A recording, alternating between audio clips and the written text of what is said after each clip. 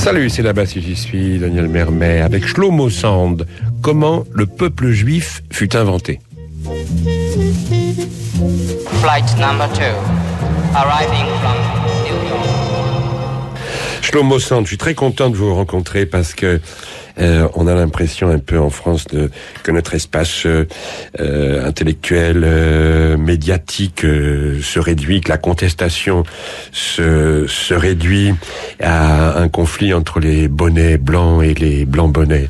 Et là, on a un livre sous les yeux, Comment le peuple juif fut inventé, qui tout d'un coup élargit cet espace qui est en train de se réduire et qui amène de l'audace, de la contestation. Et ça me semble nécessaire. Alors évidemment, on va parler du titre, mais d'abord on va parler un peu de vous. Vous êtes historien, vous êtes israélien, vous nous connaissez bien, vous avez vécu en France, je crois, vous avez fait... Oui, j'ai terminé mes études de doctorat à l'école des hautes études en sciences sociales, à Paris. Oui. Et voilà, j'ai certains côtés un peu français.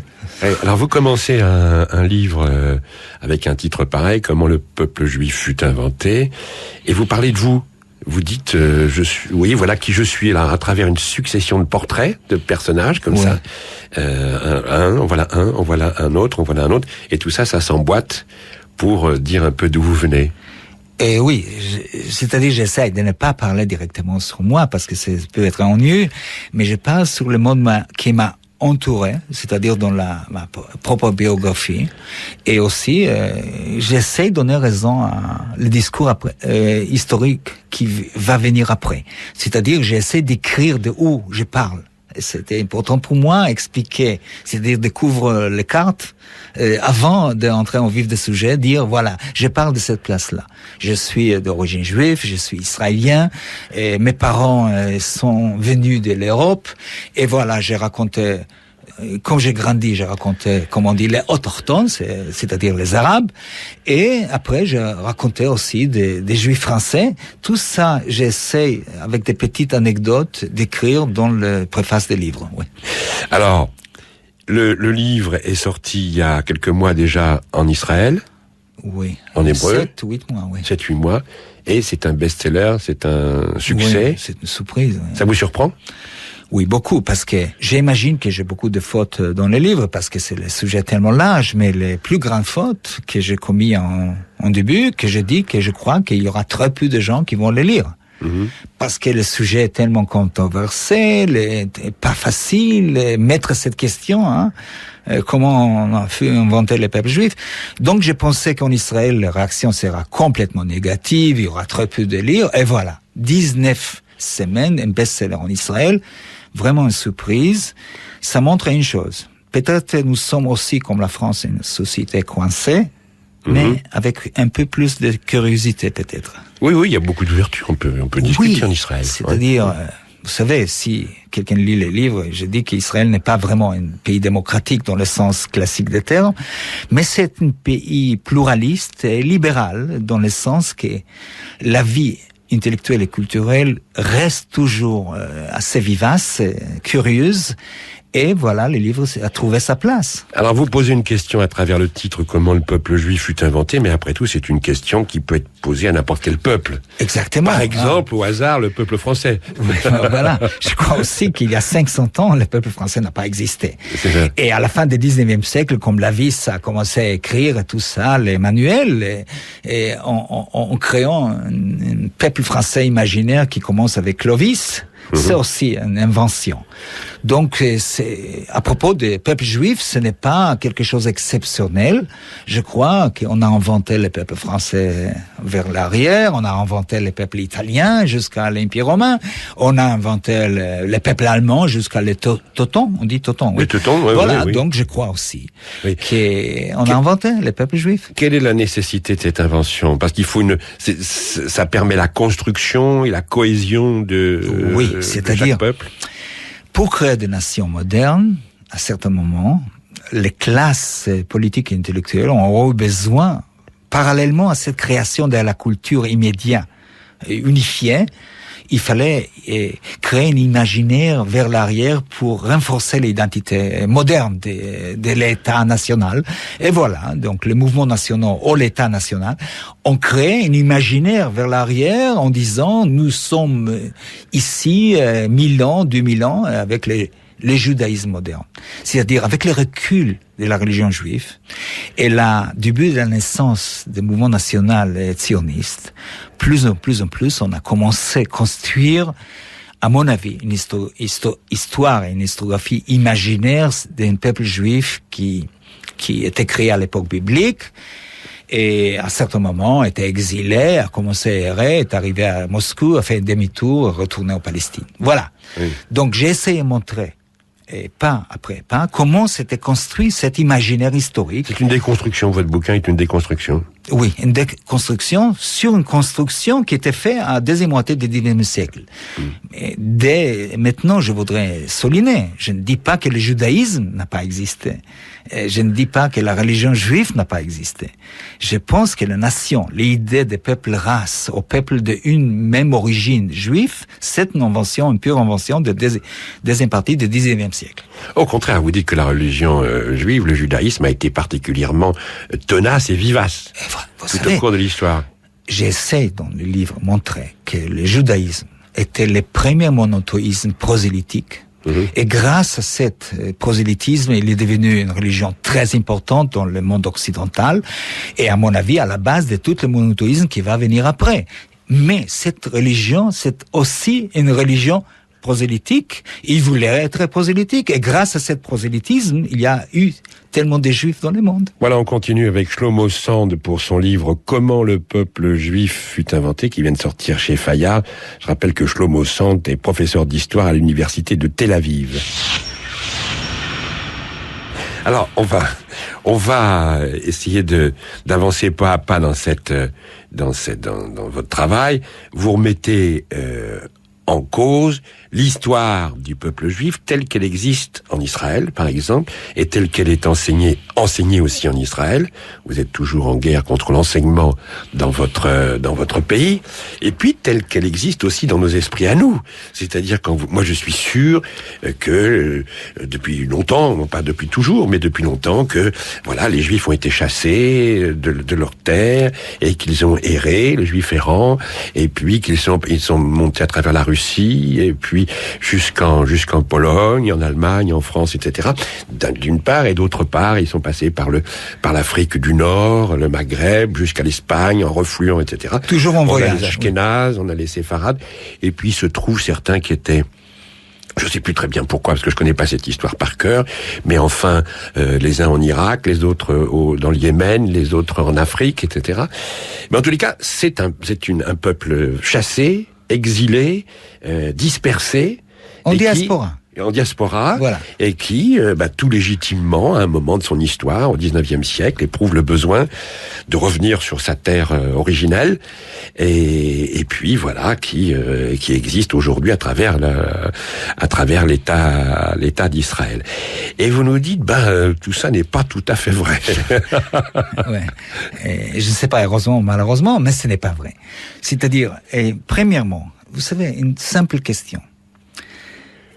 Tout le monde croit que le peuple juif était exilé à 70 ans après Jésus-Christ. C'est-à-dire, Titus, l'empereur romain, a détruit le temple et a exilé le peuple juif. C'est la base de tous les savoirs sur le judaïsme à travers l'histoire. Et voilà, je me souviens arriver à ce chapitre. Demander, est-ce qu'on a exilé les juifs au début de notre ère?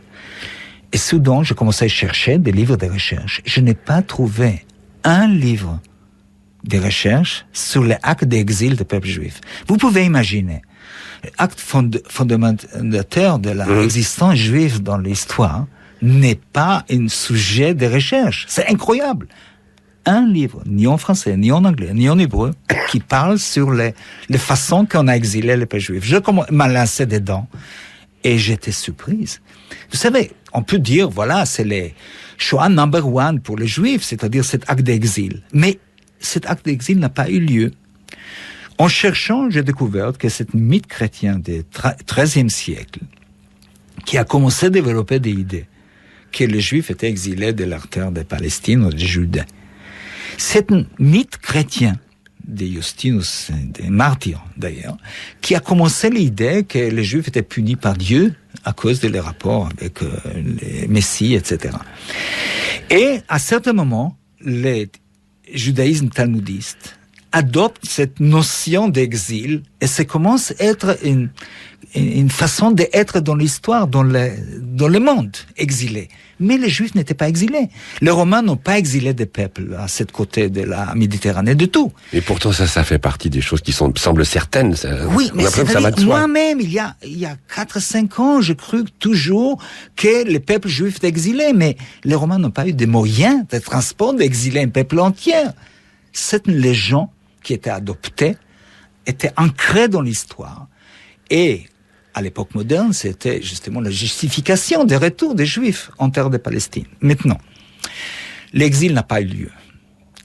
Même pas une émigration massive des Juifs hors de Palestine. Même pas ça. Donc, il y a deux questions qui ont de rapport. De où viennent les Juifs et qu'est-ce que sont devenus les habitants de Palestine s'ils n'étaient pas exilés. Et voilà une autre surprise. Je fuis comme ça dans les livres des premiers sionistes comme Ben Gurion, comme Ben Tzvi. Ben Tzvi, c'était le deuxième président de l'État d'Israël. Ben Gurion était le chef d'État. Jusqu'à 1929, dans leurs écrits, les vrais héritiers des anciens juifs de l'époque antique, c'est les Palestiniens.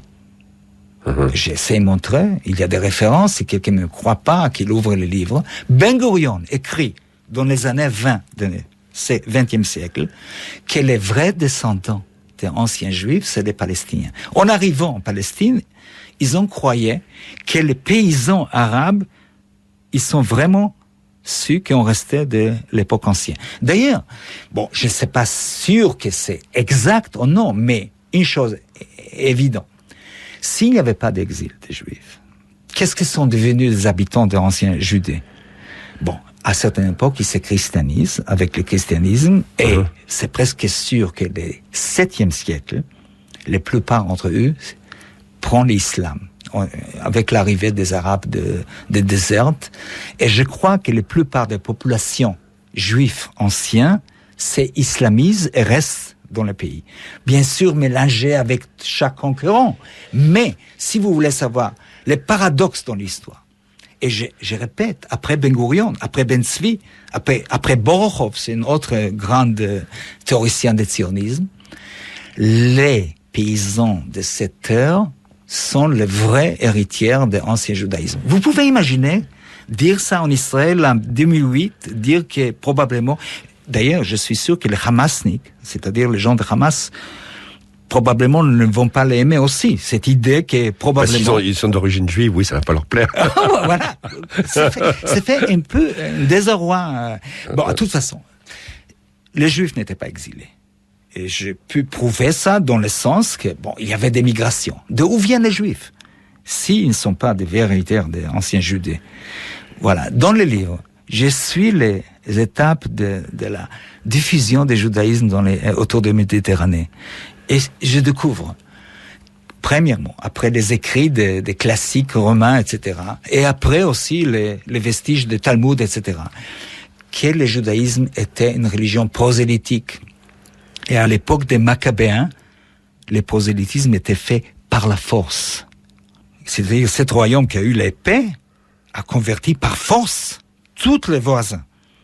Donc le judaïsme commence comme religion, si vous voulez savoir, à partir des Maccabéens, comme religion prosélytique qui impose les foi juifs à tous les voisins autour de Judée. Et après, ça devient, comment dire, les choses, avant que le christianisme développe, c'est le judaïsme à la mode. C'est-à-dire, les écrivains romains ont perdu le judaïsme, c'est-à-dire les conversions au monothéisme juif. C'est très populaire autour de la Méditerranée. Et je crois, plus en plus, en écrivant ce livre, que la plupart des Juifs se sont convertis. Bon, et en plus de ça, de cette conversion du monde antique, il y avait aussi des royaumes que j'ai découverts. Vous savez, il y a 10 ans, je ne savais pas qu'à les régions que le Yémen se trouve aujourd'hui, il y avait un royaume juif Et 150 ans, 140 ans, un royaume juif très, très fort qui s'appelle Chémia. Oui. Chémia, voilà. Et vous savez, les juifs yéménites, ce n'est pas les brises de la mer Rouge qui a fait qu'ils ont des cheveux tellement jolis, hein. C'est-à-dire, c'est des gens de la région. Les juifs yéménites sont des descendants de ce royaume juif très fort qui s'est judaïsé au 5e siècle de notre ère. Qui s'est converti au judaïsme à un moment. Oui, un royaume entier. Oui. Bon. Et bon, nous savons aussi au nord d'Afrique, le judaïsme chez les Berbères, qui était populaire à cette époque, phénicien et après berbère. Et tout le monde au nord d'Afrique connaît l'histoire de Caïna. Oui, tout à fait, la reine juive Caïna. Et la résistance juive en face de l'invasion musulmane. Bien sûr. Donc, c'est-à-dire que ces berbères se convertissent au judaïsme pour résister à la poussée arabe qui pousse Oui. C'est-à-dire, il prend le judaïsme avant que l'islam arrive. Et après... Comme moyen de se défendre. Oui. Pour avoir une cohésion. Oui, c'est ça, d'ailleurs, elle a fait un royaume à cette époque. Et une grande partie des juifs nord-africains, c'est d'origine berbère et arabe. Et si quelqu'un n'accuse pas que je suis ashkénaze, et donc j'accuse de tout le monde d'être converti, et je crois aussi que les ashkénazes, les choses qu'on appelle ashkénazes, sont des gens convertis. C'est-à-dire quoi? Oui, sinon on va voir les séfarades sur le dos. Alors. Oui, exactement. Donc j'ai dit ouvertement, ce n'est pas seulement les séfarades, c'est aussi l'ashkénaze. D'ailleurs, les séfarades ne sont pas séfarades, les ashkénazes ne sont pas ashkénazes, parce que les juifs qu'on appelle séfarades sont la plupart du nord d'Afrique, pas des séfarades, et les juifs qu'on appelle ashkénazes, comme moi-même, ne sont pas d'ashkénazes. Ashkénazes, c'est l'allemand. Et les juifs de l'Europe de l'Est, que les juifs allemands, autrefois, on l'appelle Ostjuden, les juifs de l'Est, et sont, à mon avis, c'est-à-dire cette présence massive démographique des juifs ashkénazes, des juifs de l'Europe de l'Est, vient des conversions massives à l'époque du 8e, 9e siècle. Nous connaissons déjà aujourd'hui plus en plus sur les royaumes des Khazars. Nous savons que beaucoup de Khazars et beaucoup de Slaves s'est convertis au judaïsme.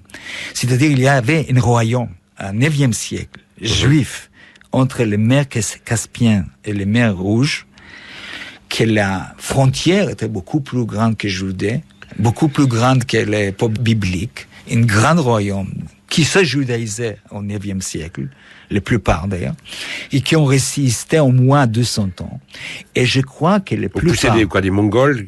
Et les Mongols le poussaient après plus en plus vers l'Europe de l'Est.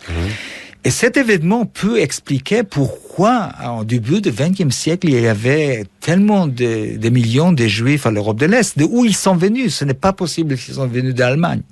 Donc, à mon avis, les présents Juifs, en arrivant à la modernité, les présents Juifs, contrairement à toutes les imaginaires que nous avons comme peuple race qui a erré pendant 2000 ans, je crois que cette vivacité de cette religion, avec cette force, ce désir de convertir, qui a fait qu'il y avait tellement de Juifs à l'Est et à l'Ouest. Et les parts de ces Juifs qui ont quitté les Palestines autrefois est minime. C'est-à-dire, à mon avis, Hitler a eu tort. Hitler a eu tort en pensant que les Juifs c'est une race. Il s'est trompé complètement. Il s'est trompé complètement. Et malheureusement, il y a encore des Juifs en Israël et en France et ailleurs qui pensent toujours que les Juifs c'est une race, une peuple race avec une origine. Et vous savez, malheureusement, il y a beaucoup de chercheurs qui cherchent aujourd'hui pas des sangs juifs parce que c'est idiot, mais des gènes juifs. Gènes, on dit en français gènes. ADN. ADN. ADN, ils cherchent ADN. Les gènes. Gènes. Pardon, le gène juif. Oui, il y a des laboratoires qui cherchent les gènes juifs. Et ça, c'est, à mon avis, très triste pour prouver une identité commune. Shlomo Sand, les auditeurs écoutent et se disent, mais attends, c'est incroyable, comment est-ce que soudain arrive ce chercheur israélien, sympathique comme tout, qui nous apprend tout ça? Est-ce qu'il y a des antécédents? Vous n'allez pas nous faire croire, vous êtes le premier à mettre le doigt sur toutes ces histoires-là. Il y a des précédents, il y a des chercheurs qui vous ont précédé, que vous suivez. Enfin, vous n'êtes pas le premier à découvrir tout ça. Pas seulement ça, je vais aller plus loin. Pas à cause des modesties, mais à cause de recherche d'honnêteté. Je ne dévoile pas rien de tout nouveau dans les livres. Je prends un certain savoir, je l'organise différemment. Vous savez que parfois, je suis allé spécialiste de l'Antiquité, spécialiste de l'Europe de l'Est, poser des questions, etc. Rien de nouveau dans mon livre. Une chose je faisais. J'organisais différemment le savoir. Et à propos de la question, est-ce qu'il y avait des précédents? Oui, nous savons qu'un homme comme Arthur Koestler, par exemple, qui était un écrivain, Arthur Koestler, oui. qui a tombé sur l'histoire de Khazar par hasard, lui qui était autrefois un sioniste, a tombé sur ça. C'était d'origine juive hongroise, s'est intéressé à ses origines, et il a publié ce livre qui vient d'être, je crois, retraduit en français, le 13e tribu. Et voilà, donc je n'ai pas dévoilé rien du tout de nouveau. J'ai organisé différemment le savoir. Et parfois, vous savez, vous changez le rapport entre des détails et les images est complètement différent. Donc, oui, il y avait beaucoup de chercheurs avant moi. Et en plus, je crois que l'historiographie sioniste, il y a 60 ans, a eu moins peur de dire, voilà, notre origine est khazare, notre origine est slave, notre origine est berbère. Avant 67, l'historiographie sioniste craignait moins pour la justification de l'existence, de notre existence au Proche-Orient. Donc, ils étaient beaucoup plus généreux en face de ces matériaux qui montrent que le judaïsme était une religion prosélytiste et la plupart des juifs, leur origine était différente que la plupart des gens pensent aujourd'hui. Donc, franchement, rien de nouveau dans le livre, à une chose, le savoir est organisé différemment. Je essaie de faire de façon la plus rationnelle, mais cette savoir organisé différemment fait un éclat. C'est-à-dire, les gens sont mal à l'aise avec ça. Vous évoquez l'archéologie aussi, qui vient corroborer vos découvertes. Oui, c'est-à-dire l'archéologie israélienne, surtout à partir des années 80-90. D'ailleurs, je m'occupe de ça dans le premier chapitre. D'ailleurs, c'est le point de départ. Moi, je me souviens être à l'université, écouter il y a 15 ans, une conférence de la part d'un archéologue qui me dit que la sortie d'Égypte jamais n'a pas eu lieu. Mais l'archéologie, dans l'année 90, commence à dévoiler et contredire la plupart des choses dans la Bible. C'est-à-dire, la Bible, qui est une grande œuvre théologique, est devenue, au deuxième moitié du XIXe siècle, un livre d'histoire. Moi, j'ai essayé de contribuer à rendre les livres son gloire théologique et réduire ses côtés pseudo-historiques. Sa valeur historique, oui. Je crois que la Bible n'est pas un livre d'histoire, c'est un grand livre littéraire, un grand livre poétique, un grand livre théologique, mais pas histoire. Au passage, vous dites un truc sur la Bible, c'est que c'est passé de main en main, d'auteur en auteur, au fil du temps, qui ont repris... Ce n'est pas un livre, c'est une bibliothèque. Une bibliothèque qui a été écrite par tellement des auteurs différents, avec des goûts différents, avec ceux qui les côtés universalistes les plaisaient beaucoup, à ceux qui, justement, l'ethnocentrisme, la fermeture sur soi-même.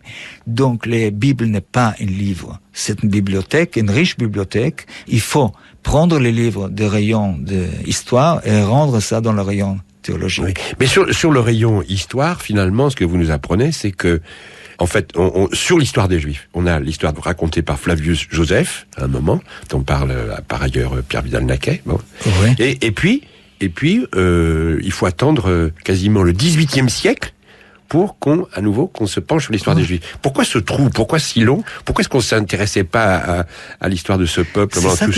En arrivant chaque fois en France, ça m'amuse qu'on parle juif, peuple des mémoires, etc. Non. Les Juifs n'ont pas écrit leur histoire, n'ont pas aimé leur mémoire. Il y avait les mémoires bibliques, oui. Mais vous savez qu'à partir de Joseph, jusqu'à la modernité, c'est-à-dire jusqu'à le 19e siècle, les Juifs n'ont pas écrit leur propre histoire. Il n'y a pas de livre d'histoire, presque pas. Bon, je vais être prudent. Il y a ici et là des petites choses, vraiment des petites choses marginales. Mais les Juifs n'ont pas eu de mémoire. C'est-à-dire, ils n'ont pas raconté leur propre malheur. De tout. Hein? C'est-à-dire, nous savons qu'il y a des chroniques d'Église pendant le Moyen-Âge. Cette masse de chroniques que l'Église nous a laissées, nous n'avons pas ça de la part des rabbinats. Pourquoi? Alors? À mon avis, parce que le temps pour les rabbins n'était pas un temps historique. C'est-à-dire, il n'y avait pas hier, aujourd'hui et demain. C'est-à-dire, il n'y a pas ce sens historique. En lisant la Bible, ils n'ont pas lu leur passé, mais l'ère présent et l'ère future. C'est-à-dire, tous les concepts de notion de temps étaient différents. Pour vous dire, un juif au Moyen-Âge savait qu'il peut sortir dans la rue et raconter Eliyahu. Eliyahu, c'est une des prophètes. C'est-à-dire, il n'y avait pas ici et ailleurs. Vous comprenez, les notions de temps étaient différentes, donc il n'y avait pas une nécessité d'écrire une chronique historique. Un fait, les Juifs n'ont pas une mémoire, sauf les mémoires théologiques, très importantes, qui peut-être est les bases de leur identité, cette mémoire biblique, mais il n'y a pas une notion de durée historique, de temps historique. qui sont dedans. Jusqu'à le 19e siècle, avec le réveil des historiographies, il y a eu aussi, surtout en Allemagne, des historiens juifs, et les premiers historiens juifs, qui commencent à écrire l'histoire juive. Je parle sur Jos, Zuns et des autres. Ils ne pensent pas qu'ils sont en train d'écrire une histoire d'un peuple, mais une histoire d'une civilisation religieuse. C'est-à-dire, eux, ils se considèrent comme Allemands, c'est-à-dire, ils voulaient bâtir une grande république allemande. Je parle sur les première moitié du 19e siècle. Donc, les premières écritures de l'histoire juive n'est pas une histoire d'une nation, d'une race ou d'un peuple, c'est une histoire des communautés religieuses qui sont dispersées, qui leur origine est différente. Donc, à certaines façons, si vous voulez savoir, pas seulement que je n'ai rien découvert, mais je suis allé en arrière et dévoilé les premiers grands historiens juifs. Et je crois que je suis une héritière de ces historiens-là. On continue avec Shlomo Sand pour son bouquin « Comment le peuple juif fut inventé », un livre qui a eu un grand succès en Israël dans sa version, sa première version en hébreu et qui maintenant vient d'être traduit en français. Ensuite, avec le développement du sionisme, on aura toute une série d'historiens sionistes qui baignent dans l'idéologie sioniste et qui iront chercher dans l'histoire les justifications, évidemment, du sionisme. Une chose, c'est-à-dire les justifications qui sont nations, comme la France, comme l'Allemagne. D'ailleurs, c'est calqué sur les notions, à mon avis, de nations allemandes. Malheureusement, des peuples allemands, des folk allemands. C'est-à-dire l'historiographie sioniste des immédiatés du XIXe siècle, j'essaie de montrer ça, et essaie de façonner l'histoire juive après le modèle des historiens allemands, plutôt, et malheureusement, folkistes. C'est-à-dire, bon, pas tous les historiens allemands sont on commence à arriver vers les derniers chapitres, c'est-à-dire, il y a un côté critique, pas seulement que l'histoire était un peu légendaire, mais aussi l'essence des identités modernes, des juifs modernes. Donc, les modèles de ces historiens sionistes ou pré-sionistes et les modèles allemands, pas républicains français, pas britanniques, mais plutôt une notion que les peuples modernes existent parce qu'ils existaient déjà au début des temps. C'est-à-dire, pour les Allemands, un vrai Allemand était si quelqu'un est descendu des Teutons, des Ariens, etc. Voilà, de ces historiens, Graetz et ceux qui le suivent, Heinrich Graetz, le premier grand historien national, ou nationaliste, si vous voulez.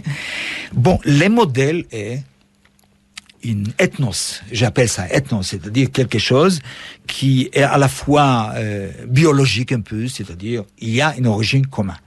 D'ailleurs, en France aussi, au XIXe siècle, on sait qu'il y avait une discussion, est-ce qu'on est des Gaulois ou des Francs? Vous savez, bon, il y avait à certains moments, on a cru que tous les Français sont des descendants des Gaulois. C'était très populaire, hein. Nous sommes des Gaulois, hein. Jusqu'à le XXe siècle, des lycéens, on disait, nos ancêtres les Gaulois. Nos ancêtres les Gaulois. Voilà. Oui. Je crois que moins ou moins de Français croient que leurs ancêtres sont les Gaulois. Malheureusement, beaucoup de Juifs et beaucoup d'Israéliens croient que leurs ancêtres étaient les Hébreux. Bon, mon livre essaie de montrer que exactement que les Gaulois n'est pas des vrais ancêtres des Français d'aujourd'hui. Les Hébreux, les anciens Juifs ou Judiens ne sont pas leurs vrais ancêtres. Sauf que la deuxième moitié du XIXe siècle, exactement comme en France, les historiens essayent de façonner une image d'un peuple fermé, descendant d'un certain peuple antique et qui continuait à errer dans l'histoire. Et voilà, c'est ça que je commence à critiquer plus en plus les notions de bâtir une nation juive moderne sur les bases, j'appelle ça ethnobiologique ou ethno-religieux, qui plus en plus prend les critères de nations de l'Europe de l'Est et de Centre-Europe et pas l'Europe de l'Ouest. C'est-à-dire, aujourd'hui, si vous allez définir la nation française, vous n'allez pas appuyer sur des notions biologiques. C'est-à-dire, quelqu'un est français, s'il a la culture française... Il y a quand même une leçon de l'histoire du XXe siècle qui fait qu'on a plutôt tendance, on espère en tout cas, à repousser ces notions-là. Oui, c'est-à-dire, c'est une notion, si vous voulez, d'origine biologique commune. Si vous voulez savoir, le plus grand malheur du XXe siècle vient en partie de cette notion que nous sommes d'origine commune, biologique. Et je parle ici, justement, des choses qui se développent en Allemagne et ailleurs aussi, avec cette notion que nous avons, c'est-à-dire nous sommes venus de quelque part et nous sommes on marche vers quelque idéal, si vous fermez. Le sionisme, l'historiographie sioniste, est basée sur la notion, j'appelle ça dans le livre, ethnocentriste. Si vous n'êtes pas des parents juifs, vous n'êtes pas juif. Vous ne pouvez pas devenir juif, sauf si vous convertissez religieusement.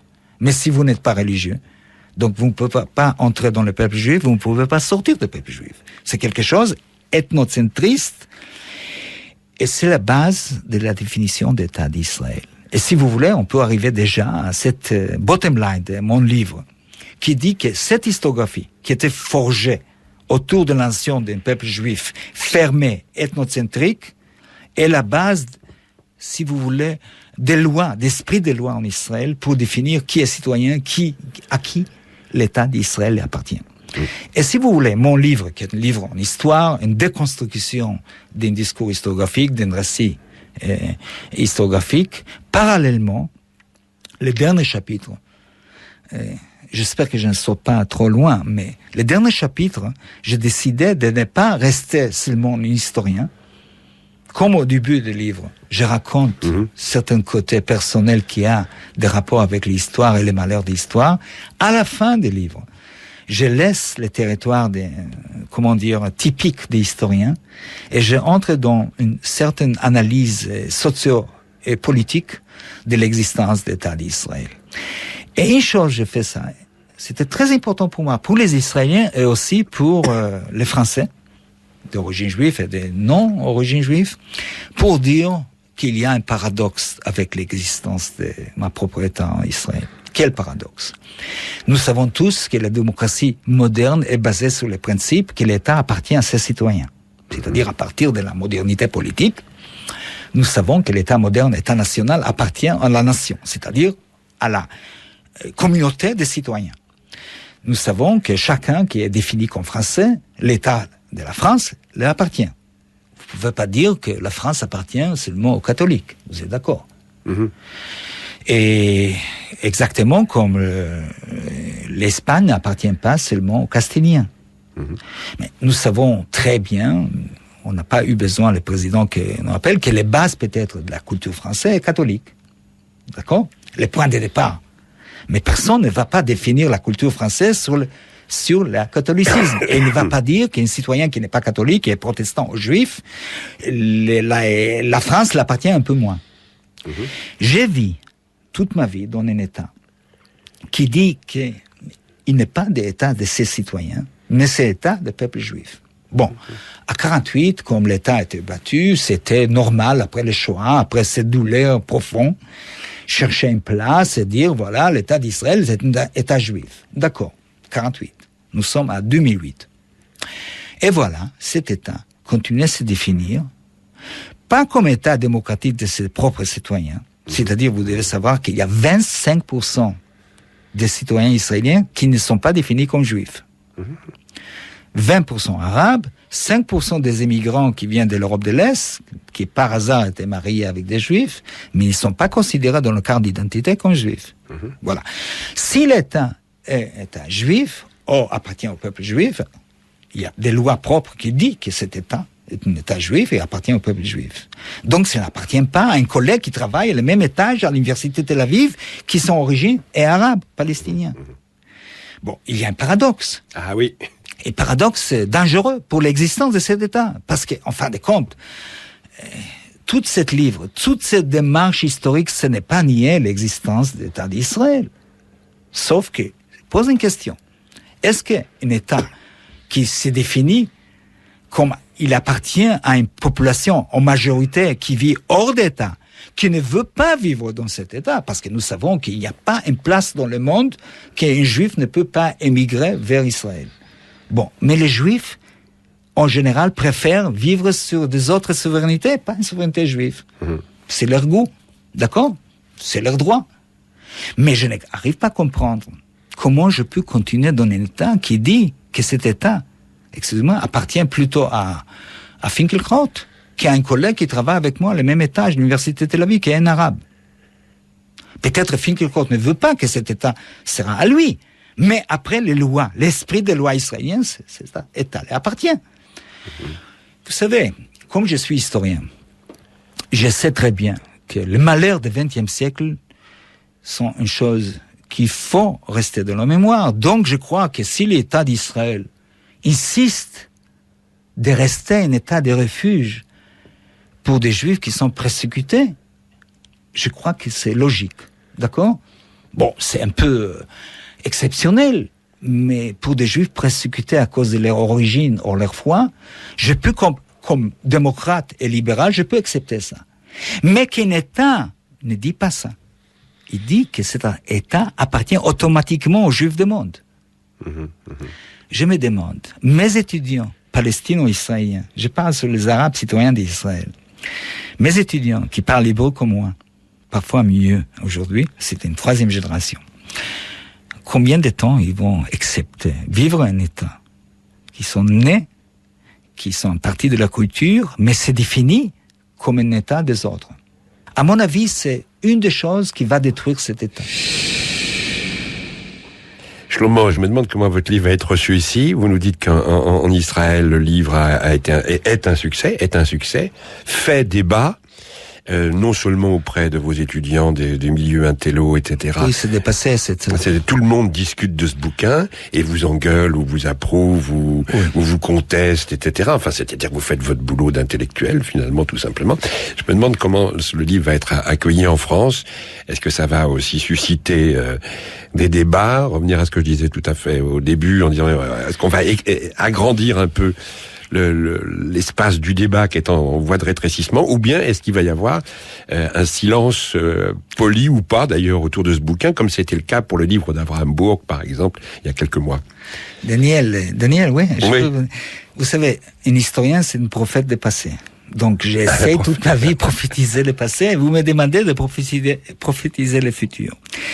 Bon, je ne sais pas, c'est-à-dire, je n'arrive pas à imaginer comment ça peut être reçu. J'espère que les gens vont le lire pour pour Israël. Je voudrais que beaucoup de gens lisent ça et beaucoup de gens comprennent quelle situation politique moi et mes élèves palestiniens et israéliens se trouvent en Israël aujourd'hui. Et savoir si ça va réveiller un intérêt, j'espère bien. Maintenant, pour être franc, je crains que beaucoup de gens, le livre ne va pas plaire. Ne va pas plaire parce que je dévoile des côtés sur Israël que beaucoup de gens ne veulent pas parler. Bon, il y a des gens qui disent, oui, Israël ne va pas être occupant, il faut se retirer des territoires occupés, mais l'État doit rester juif. Et moi, l'analyse historique que j'ai faite sur la notion vide de judaïsme laïque, vide à mon avis, dans le sens moderne du judaïsme est vide. Et le fait que cet État se définit comme juif, à mon avis, il n'y a pas beaucoup de judité dans cet État d'ailleurs. Mais je crains beaucoup qu'il y aura beaucoup de Français, probablement d'origine juive, que le livre va les déranger. Bon, et s'ils ne sont pas racistes, à fin de compte, à la fin des lectures, ils vont comprendre que cet livre doit être une contribution pour l'existence d'Israël à la longue. C'est-à-dire, je suis pour un compromis, je suis pour le moment pour deux États qui vont être confédérés. Et peut-être un jour, on va vivre ensemble avec tous les Arabes en Palestine. Mais en principe, je suis pour le partage pour le moment, pour une coexistence dans une confédération. Je crois que cet livre, en principe, doit contribuer à cette, force d'Israël d'exister. Parce qu'un État qui nie les droits d'un quart de cette population va créer demain une révolte, pas à Jénine, pas à Nablus, mais en Galilée. Mes étudiants aujourd'hui vont se révolter comme au Kosovo. Vous comprenez? C'est-à-dire, si un État dit que ce n'est pas leur propre État, donc ils vont créer un État au Galilée, qui sera un État de ses citoyens. Ils vont être dans leur plein droit. Maintenant, mon livre essaie d'éclairer ça et demander, exiger de mes autorités, des classes politiques israéliennes, d'être conscience. Et je demande aussi des Juifs du monde, s'ils veulent aider Israël, qu'ils nous aident de devenir le plus vite possible une république de ses citoyens. Donc, je crains un peu qu'il y aura les gens qui vont m'attaquer. C'est normal, d'ailleurs. Tant que c'est légitime, cette attaque, tant que ce n'est pas physique, tant que c'est intellectuel, allez-y. C'est juste de bagarrer autour des idées comme ça qui touchent, à mon avis, pas seulement à la politique immédiate, pas seulement à la position morale, mais à notre propre histoire et qui a un rapport direct avec l'avenir. Donc, s'il y aura des bagarres... vous êtes là. Je suis là, je vais revenir pour continuer à bagarrer. Merci beaucoup, Shlomo Sand.